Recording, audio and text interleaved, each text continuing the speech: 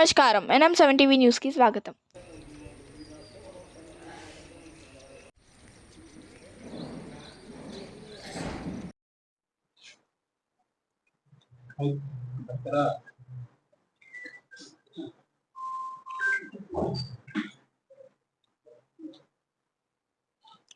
ఇట్లా రండి, మీరు కరెక్ట్ నిలబెట్టు. బాలరాజ్, నీ పేరేంది? 20 మార్చి నాడు పెబ్బేరు పోలీస్ స్టేషన్ కు సాయంత్రం పూట జూదం సునీత అనే ఒక వ్యక్తి వచ్చి తన భర్త 19వ తారీఖు సాయంత్రం ఇంటి నుండి వెళ్ళిపోయాడని, తన భర్త అయిన రవి అని అరవింద్ మరియు నరేష్ అనే వ్యక్తులు మేస్త్రీలు తన భర్తను తీసుకెళ్లారని, వాళ్ళ మీద అనుమానం ఉందని చెప్పి ఒక కంప్లైంట్ ఇవ్వడం జరిగింది. అయితే అదే రాత్రి పోలీసులు తర్వాత ఇతరులందరూ వెతకడంతో ఈ కొత్త సూగూరు పాత సూగూరు మధ్య రోడ్డు మీద శ్మశాన్ ఘాట్ దగ్గర ఒక వ్యక్తి యొక్క శవం పడి ఉందని చెప్పి ఇన్ఫర్మేషన్ రావడంతో మనం వెళ్ళి అక్కడ చూడడము, ఆ శవాన్ని వెంటనే అక్కడ నుండి హాస్పిటల్ షిఫ్ట్ చేయడం, మార్చిలో పెట్టి ఇంక్వెస్ట్ లాంటి అన్ని కార్యక్రమాలు చేయించడం జరిగింది.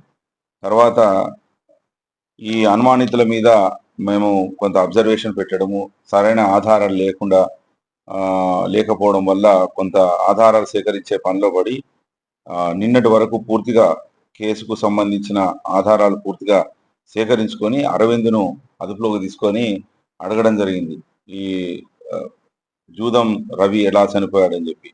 అప్పుడు ఆ విచారణలో భాగంగా తనతో పాటుగా భగవంతు, గిరి, ఆంజనేయులనే ఈ కొత్త సూగూరు పాత సూగూరుకు చెందిన వ్యక్తులు కలిసి 19వ తారీఖు రాత్రిపూట కొత్త సూగూరు పాత సూగూరు మధ్యలో ఉన్న శ్మశాన్ ఘాట్ దగ్గర కూర్చొని బాగా తాగించి కూల్ డ్రింక్ బాటిల్స్ తీసుకెళ్లే ప్లాస్టిక్ కవర్తో ముఖం మీద అదిమి పట్టి స్మాదరింగ్ చేసి హత్య చేశామని, తర్వాత ఆ డెడ్ బాడీని తీసుకొచ్చి ఎవరికి అనుమానం రాకుండా అతని చేతిలో కూరగాయలు ఉన్న సంచి పెట్టి తాగి పడిపోయినట్టుగా చిత్రీకరించి పడేశామని చెప్పి చెప్పడం జరిగింది. మరి ఈ కారణం ఎందుకు చంపారని విచారణ చేయగా,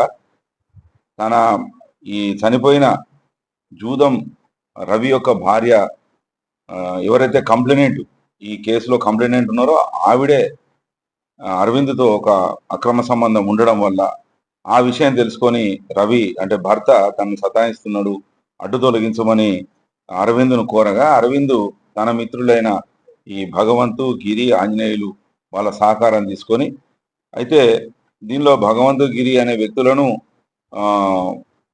మన భాష అనే వ్యక్తి, ఈ పేరు అరవింద్ యొక్క మిత్రుడు భాష దగ్గర ఉన్న కారును తీసుకొని ఆ కారులో వీళ్ళని ఎక్కించుకొని అతన్ని భగవంతు ద్వారా పిలిపించడం జరిగింది ఇక్కడికి శ్మశాన్ ఘాట్ దగ్గరికి తాగుదాం రమ్మని.